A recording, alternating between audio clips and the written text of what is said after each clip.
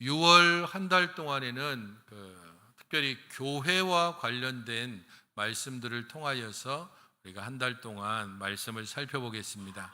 그리고 오늘 시작으로 해서 에베소서 1장 3절부터 14절까지를 성부 하나님께서 세우신 교회, 그리고 성자 하나님의 몸인 교회, 성령 하나님의 전인 교회로 해서 삼위 하나님께서 이 교회를 어떻게 세워가시고 이 교회는 성도에게 어떤 의미가 있는지를 한 주씩 성부, 성자, 성령의 교회에 대해서 에베소서 1장 3절부터 14절까지를 살펴보고요. 마지막 전교인 수련의 마지막 때에는 에베소서 4장을 보면서 그러면 교회의 몸인 우리는 과연 어떻게 살아야 되는지에 대하여서 우리가 함께 에베소서 말씀을 중심으로 6월 달에는 함께 살펴보도록 하겠습니다. 그래서 여러분들이 기회가 되는 대로 이번 6월 한 달 동안에는 시간 날 때마다 에베소서를 1장부터 6장까지 찬찬히 한번 읽어보시면 좋겠습니다. 교회가 무엇인지에 대하여서 에베소서는 우리에게 잘 말해주고 있고, 특별히 1장 3절부터 14절은 성부 하나님, 성자 하나님, 성령 하나님께서 어떻게 교회를 만들어 가시는지에 대해서 잘 설명하고 있기 때문입니다. 하지만 이렇게 삼위 하나님께서 합력하여 만드신 오늘날의 교회, 과연 이 땅 가운데서 교회는 정말 교회가 우리 대한민국의 소망이다, 동의하십니까? 우리조차도 아주 자신 있게 교회가 유일한 소망입니다 라고 말하는 것들에 대해서 한 번씩은 딱 말하기를 주저하게 됩니다. 왜냐하면 내가 누군지를 잘 알고 우리 교회의 상황들을 우리 스스로가 잘 알고 있기 때문입니다. 교회는 이런저런 시끄러운 일들로 인하여서 때로는 갈등하기도 하고 때로는 분열하기도 하고, 교회 안에 모두는 아니지만 한 번씩 불거지는 도덕적인 문제, 그리고 어떤 재정적인 문제 혹은 정치적인 문제, 그런 수많은 것들로 인해서 교회가 정말 이 땅에 소망이 될 수 있을까 하는 것을 우리 스스로도 의심해 보게 만드는 일들이 여전히 존재합니다. 그럼에도 불구하고 교회는 하나님의 교회입니다. 하나님께서 세우신 교회이고 하나님께서 불러 모으신 백성들의 모임입니다. 우리가 연약할지라도 우리를 부르신 하나님께서 완전하시고, 우리의 교회는 여러 문제가 있다 할지라도 하나님의 교회는 결코 흔들리지 않습니다. 세상이 우리를 흔들려고 해도 교회는 하나님께서 세우시고 그리스도께서 그의 몸을 온전히 지키시고 인도하시며 성령 하나님께서 이 교회에 끊임없이 하늘의 신령한 것들을 부어주심으로 말미암아 연약하긴 하고 때로는 덜 순수해 보일지라도 주께서 세우신 이 땅의 교회는 유일한 세상의 소망이고 하나님의 구원과 하나님의 은혜를 전하는 유일한 통로가 되는 것을 결코 우리는 잊지 않아야 합니다. 비록 대한민국 사회 내에서 특별히 코로나를 지나면서 교회에 이런저런 부정적인 모습들이 생겨나고 교회 내적으로는 함께 모여서 예배드리는 주일 성수 개념에 대해서 점점 옅어져가는 그것이 염려가 되어지고, 교회 밖으로는 교회의 역할에 대한 여러 많은 질타와 여러 많은 의심의 눈초리들이 있다 할지라도 주께서 세우신 이 교회는 유일하게 하나님의 구원을 선포할 수 있는, 그리고 하나님의 은혜를 이 땅에 흘려보낼 수 있는 기관임을 우리는 온전히 알고 그 안에서 살아가야 됩니다. 왜 교회가 이렇게 약해지고 왜 교회가 세상의 유일한 소망입니다라고 말하는 것에 대해서 우리 스스로도 주저하게 되었을까? 그것은 우리가 구원에 대해서, 그리고 교회에 대해서 조금은 잘못된 생각을 가지고 있거나 아니면 그 깊은 뜻을 제대로 알지 못하기 때문입니다. 하나님께서 우리를 구원하셨다는 것이 어떤 의미인지를, 하나님께서 그의 불러 모으신 곧 택하신 백성들의 모임인 교회가 어떤 곳이고 성도에게 어떤 의미가 있는지를 바르게 알 때 교회는 보다 분명하게 서서 이 땅 가운데서 하나님께서 세우신 유일한 구원의 기관으로서의 역할을 감당하게 될 것입니다. 그러므로 에베소서의 본문 말씀을 통하여서 3주간 함께 살펴보면서 하나님께서 세우신 이 교회에 대한 소망을, 그리고 우리들이 해야 할 역할들을 새롭게 다시 한번 살펴보는 시간들이 되시기를 바랍니다. 3절을 같이 한번 읽어보시겠습니다. 3절입니다. 시작.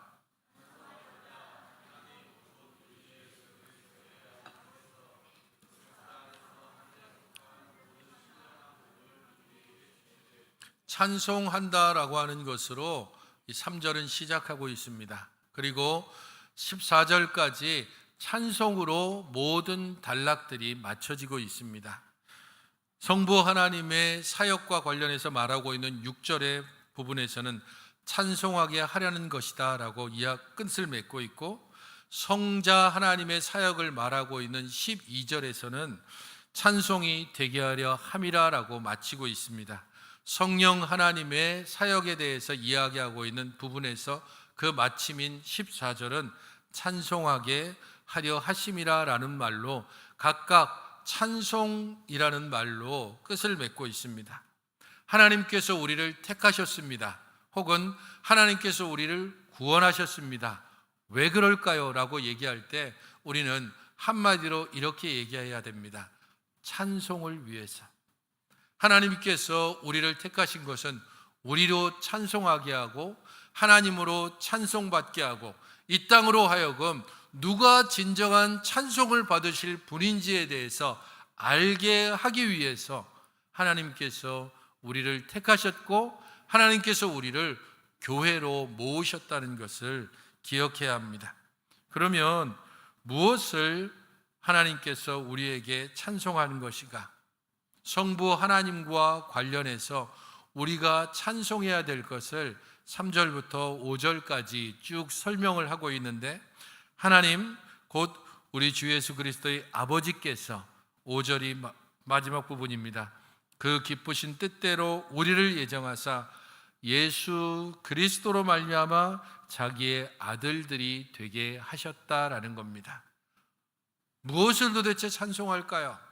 우리를 하나님의 아들 되게 하심을 찬송해야 합니다. 하나님께서 우리를 택하시고 구원하셔서 우리를 그의 아들들이 되게 하시고 우리를 그의 자녀 삼아 주신 것을 찬송해야 합니다. 그렇다면 하나님께서 우리를 언제 그의 아들들 삼아 주셨는가? 언제 우리를 택하시기로 예정하셨는가? 그것에 대하여서는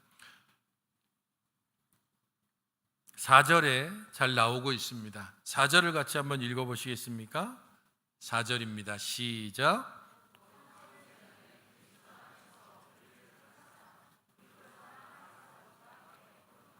언제 택하셨다고 말씀하고 있습니까? 창세 전에, 이 땅이 만들어지기 이전에 하나님께서 우리를 구원하시기로 예정, 곧 작정하셨습니다. 그리고 때가 참에 그의 아들을 보내셔서 그의 아들 그리스도를 통하여서 우리를 구원하셨습니다. 그렇기 때문에 하나님께서 우리를 창세전에 택하셨다는 것은 우리가 이 하나님의 구원과 관련해서 그 어떤 지분도 없다는 것을 의미합니다. 하나님께서 우리의 열심을 보고 택한 것이 아닙니다. 하나님께서 우리들의 어떤 가진 것을 가지고 택한 것이 아니라는 말입니다. 그렇기 때문에 누구든지 자랑하지 못하게 하려 합니다라고 에베소서는 말씀하고 있는 것입니다. 우리 행위로 구원한 것이 아니고 우리들의 특별한 어떤 사건 때문에 구원한 것이 아니고 이미 창세전에 구원하시기로 작정하셨습니다.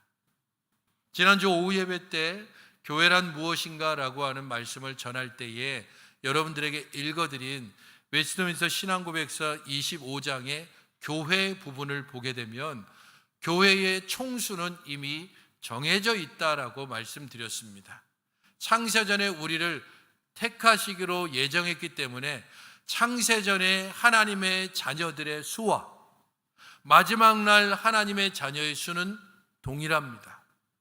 그렇기 때문에 우리들의 열심이 하나님의 백성을 더 늘릴 수도 없고 우리들의 잘못된 행위와 우리들의 거짓된 삶이 하나님의 백성을 더 줄일 수도 없습니다. 하나님께서 우리를 불러 모으시도록 우리를 택하셨고 또 우리를 교회로 함께 모이게 하셔서 하나님의 예정하신 백성들을 어느 곳에는 5명만, 어느 곳에서는 수만 명이 함께 모이게도 하시는 것입니다. 그러므로 숫자를 가지고 자랑하는 것은 어리석고도 어리석은 것이고 숫자 때문에 좌절하는 것은 하나님의 예정과 계획을 너무도 모르는 행위인 것입니다. 그렇기에 우리는 하나님께서 우리를 택하신 것이 어떤 의미를 가지는지에 대해서 2가지를 바르게 알아야 합니다. 하나님이 택하심이 가지는 2가지 의미, 첫 번째는 우리가 너무도 잘 아는 구원하기 위해서 선택하신 것입니다. 데살로니가 후서 2장 13절 여러분 함께 한번 읽어보시겠습니까? 시작.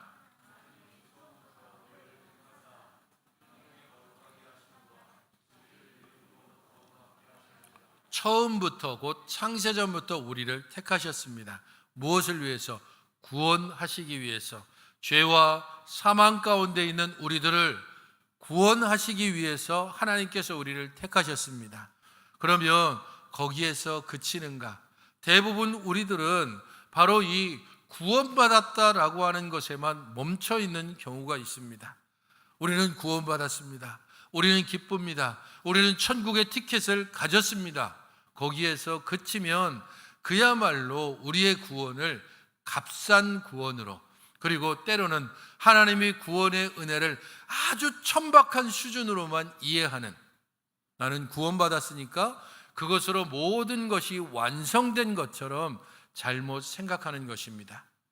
하나님의 택하심에는 2번째 의미를 제대로 알아야 됩니다. 곧 특별한 목적과 사명을 위해서 우리를 선택하셨다는 것입니다.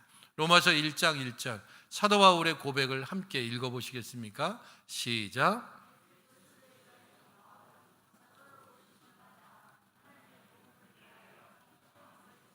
사도 바울은 그의 편지 곳곳에서 끊임없이 이야기합니다. 나는 하나님께서 사도로 부르심을 입었다. 그리고 이방인의 사도로, 너희들 이방인들에게 복음을 전하는 사도를 위하여서 나를 택하셨다. 너희들이 없었다면 내가 없다. 너희들 때문에 내가 하나님의 택하심을 입고 구원을 받았다라고 하는 자신의 사명에 대해서 이야기하면서 그렇게 나는 너희들에게 빚진 자다라는 것을 계속해서 고백하고 있습니다. 하나님이 우리를 구원하시기 위해 택하셨습니다. 그러나 하나님은 우리에게 그 구원을 통하여 하나님께서 구원하여 주신 목적과 사명을 동일하게 주셨다는 것을 기억해야 합니다. 이 하나님의 목적과 사명을 기억하지 않을 때, 그냥 나 구원받았다라고 하는 기쁨에만 머물 때 우리는 하나님의 예정과 선택과 구원을 값싼 예정, 값싼 구원, 값싼 은혜로 바꾸어 버립니다. 하지만 이 구원에서 우리들의 목적과 사명을 바르게 할 때 우리의 구원은 값비싼 구원, 값비싼 선택, 값비싼 예정으로 바뀌게 됩니다. 우리를 구원하신 하나님의 뜻을 매일매일 구할 수밖에 없기 때문입니다. 하나님, 왜 우리를 구원하셨습니까? 하나님, 왜 내가 교회로 모입니까? 하나님, 왜 내가 직분을 받았습니까? 그것은 바로 하나님의 택하심의 목적과 사명을 끊임없이 묻는 질문이기 때문입니다. 하나님, 우리는 왜 전도회로 모일까요? 하나님, 우리는 왜 겨자씨로 모일까요? 하나님, 왜 우리는 교육부서를 담당해야 되고, 왜 교사가 필요하고, 왜 찬양대원이 필요하고, 왜 봉사자가 필요합니까? 구원받았으면 다 아닙니까? 그냥 개인으로 존재하면서 나 구원받은 것 기뻐하고 어서 빨리 천국 갈 날만 기다리면 그러면 되는 것입니까? 왜 우리는 매주 이렇게 모이고 함께 찬양하고 함께 기도하고 우리들의 벌어들인 것들을 기꺼이 헌금을 하고 우리들의 시간을 내어서 봉사하고 헌신합니까? 하나님의 택하심의 목적과 하나님의 택하신 사명에 대해서 알기 위해서입니다. 어린아이는 어린아이의 목적을 따라서 배우고 또한 어른들에게 귀여운 모습들을 통하여 그 사명을 다합니다. 교사는 교사로서의 역할을 감당해야 되는 것이고 직분자는 직분자의 역할을 감당해야 됩니다. 누군가가 그냥 교회 안에서 교회를 왔다 갔다 하는 것으로 만족한다면 그때 우리는 그야말로 불안당 같은 삶을 사는 것입니다. 불안당의 뜻이 무엇입니까? 땀 흘리지 않는 사람입니다. 땀을 흘려야만 수고의 열매를 얻습니다. 그런데 땀 흘리지 않은 채 열매만 따먹고 있다면 그 사람을 바로 불안당이라고 얘기하는 겁니다. 성도 여러분, 하나님이 우리를 선택하신 것은 지극히 개인에게 일어난 일입니다. 나를 택하셨습니다. 여러분들 한 사람 한 사람을 하나님께서 택하셨습니다. 하지만 이 선택이 이 땅 가운데 나타날 때 그것은 항상 공동체적으로 나타나게 되어 있습니다. 우리를 택하신 것은 개인적이지만 하나님께서 우리를 택하신 것을 이 땅 가운데 보여주실 때 그것을 이스라엘을 통해서 보여주시는 것이고 그것을 교회라는 기관을 통하여서 분명히 보여주시는 것입니다. 성도 여러분, 하나님께서 그러므로 이 교회 가운데 직분자를 세우시고 각각에게 은사를 주셔서 교회의 교회됨을 추구하게 하시고 교회 안에 있는 성도들이 성도됨을 위해서 살아가도록 교회가 때로는 양육하고 때로는 훈계하고 때로는 힘써 주의 일들을 도모하는 것을 통하여 그 안에 있는 성도는 자라가는 것이고 교회는 교회의 역할들을 바르고 온전하게 감당하게 되는 것입니다. 이것을 제대로 기억해야 우리는 성도답게 사는 것이 무엇인지, 교회를 교회답게 세우는 것이 어떤 것인지를 바르게 알 수 있습니다. 사랑하는 성도 여러분, 교회는 어떤 곳입니까? 교회는 성도에게 어떤 의미가 있습니까? 여러분들에게 교회는, 이 수정교회는 어떤 의미가 있습니까? 교회가 어떤 것인지에 대하여서 381년에 작성한 니케아 콘스탄티노플 신경에서는 아주 짧은 문장으로 교회는 이런 곳입니다라고 고백하고 있습니다. 파란색으로 된 부분을 함께 읽어보시겠습니까? 시작.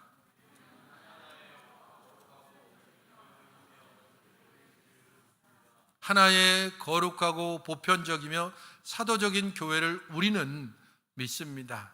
이것이 바로 교회의 네 가지 속성입니다. 교회의 단일성, 교회의 보편성, 교회의 거룩성, 교회의 사도성입니다. 우리는 하나의 교회를 믿습니다. 사도신경에서 항상 고백하듯이 공교회를 고백하는 겁니다. 우주적인 교회, 수많은 교회가 존재했었고 지금도 여전히 수많은 교회가 존재하고 있고 앞으로도 수많은 교회들이 세워질 것입니다. 그러나 그 모든 교회는 오직 단 하나의 교회입니다. 그것이 바로 하나의 교회, 교회의 단일성을 이야기합니다.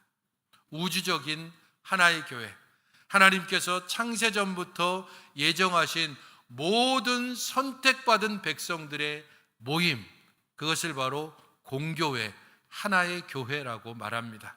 그래서 우리는 어느 곳에 가든지 하나의 교회 때문에 교회 다닌다는 말을 들을 때에 형제의 유대감을 느낍니다.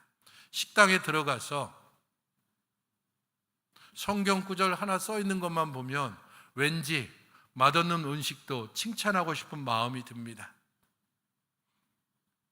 어느 가게에 가서 주일은 쉽니다라고 하는 그 글귀 하나만 봐도 여기 있는 사람이 교회 다니는 사람입니다 이구나라고 생각해서 한 번 더 들러보고 싶은 그런 마음이 듭니다. 성도 여러분, 하나의 교회입니다. 교회는 조각조각 나누어져서 서로 경쟁하고 다투는 교회가 아니라 이 세상 가운데 유일하게 창세전부터 마지막 종말 때까지 하나의 교회밖에 없습니다.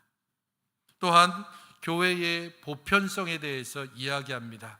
이것은 어느 시대, 어느 지역에 각각의 교회로 존재하지만 모든 교회가 하나님께서 불러 모으신 하나님의 백성의 모임이라는 점에서 보편성을 가집니다. 수정교회나 건너편에 있는 로뎀교회나 아니면 저쪽에 있는 신성교회나 강일교회나 그리고 작은 상가에 있는 새 들어있는 교회라 할지라도 그 모든 교회는 어느 지역, 어느 곳에 있다 할지라도 규모나 그리고 그 안에 있는 구성원에 상관없이 보편적인 하나님의 백성들의 모임입니다. 그런 면에서 우리는 크다고 자랑하거나 작다고 그것 때문에 주눅들 이유가 전혀 없는 것입니다. 모든 교회가 하나의 교회로서 보편성을 가지기 때문입니다. 세 번째는 거룩성입니다. 이 교회는 사도적인 가르침을 따라서 거룩성을 유지해 갑니다. 그래서 단일성, 보편성, 거룩성, 이 모든 것은 사도성이라고 하는 하나의 가지로부터 나오게 됩니다. 여기에서 모든 단일성과 보편성과 거룩성이 나옵니다. 사도들의 가르침, 그것에 온전히 충실하고 이 사도들이 전해준 복음을 계속해서 고백하고 있는 교회, 그 교회가 하나의 교회고 그 교회가 보편적인 교회고 그 교회가 거룩한 교회입니다. 이런 교회이기 때문에 교회들은 함께 연합하고 연약한 교회를 돌아보는 일에 있어서 우리는 주저하지 말아야 할 것이고 이 교회 안에서 서로를 함께 돌아보고 세워가는 일들에 더욱더 열심을 내야 합니다. 또한 그러면 교회는 성도들에게 어떤 의미가 있는가? 그것을 한마디로 이야기한다면 교회는 성도들에게 어머니입니다. 교부 키프리아누스는 교회를 어머니로 모시지 않는 자는 하나님을 아버지로 모실 수 없다라고 이야기하고 있고, 켈빈은 기독교 강요에서 하나님이 아버지가 되는 사람에게는 교회가 어머니가 돼야 한다라고 말합니다. 우리가 개인적인 신앙에만 머물고 교회에 속하지 않으면 그것은 아버지만 모시고 사는 것입니다. 어머니의 사랑을 제대로 받지 못하고 있는 것과 같습니다. 하지만 하나님께서 아버지가 되는 사람은 어머니와 같은 교회에 반드시 속하고 그 안에서 때로는 질투하고 때로는 갈등하고 때로는 순복하면서 조금씩 자라게 되는 것입니다. 갈라디아서 4장 26절은 오직 위에 있는 예루살렘은 자유자니 곧 우리 어머니라라고 이야기하고 4장 19절은 나의 자녀들아 너희 속에 그리스도의 형상을 이루기까지 다시 너희를 위하여 해산하는 수고를 한다라고 말하고 있습니다. 이것은 어머니와 같은 교회가 성도를 잉태하고 그리고 성도를 해산할 뿐 아니라 이 성도를 양육하는 책임을 지고 있음을 말해주고 있습니다. 교회에 속하지 않으면 날 수 없고 잘할 수 없다는 것과 같습니다. 그렇기에 하나님께서 우리의 아버지가 되시는 모든 사람은 어머니인 교회에 함께 속하여서 그 안에서 함께 자라가며, 교회에 속한 모든 성도들은 각자가 어머니로서 이웃을, 성도를 함께 돌아보고 양육하는 일에 힘을 써야 하는 것입니다. 이 부분을 가장 잘 표현해 주는 글귀가 교부 어거스틴이 카프라리아라고 하는 섬에 있는 수도사들에게 보낸 편지에서 잘 드러나 있습니다. 오래전에 보낸 편지의 내용은 이렇습니다. 교우 여러분, 여러분의 결심을 끝까지 지키기를 권합니다. 어머니인 교회가 여러분의 수고를 요구할 때 아무 생각 없이 맡아서도, 나태한 마음으로 거절해서도 안 됩니다. 온순한 마음으로 하나님께 복종하십시오. 게으른 생활 때문에 교회의 요구를 거부해서는 안 됩니다. 어머니인 교회의 해산을 도우려는 선한 사람들이 없다면 여러분 자신도 태어날 수 없었을 것입니다. 물론 우리가 생각하기에 교회는 이런저런 문제가 있습니다. 진짜 어머니 맞나? 그렇게 생각할 정도로 교회 안에서 우리가 함께 속하고 그 안에서 자라가기를 별로 기대를 걸지 못하게 하는 실망스러운 모습이 있을 수 있습니다. 그러나 하나님께서 세우신 교회, 곧 성부 하나님께서 세우신 이 교회는 분명코 어머니인 교회입니다. 어머니가 능력이 모자라서, 때로는 배움이 없어서, 때로는 연약해서 어머니의 역할을 다하지 못하는 경우가 있습니다.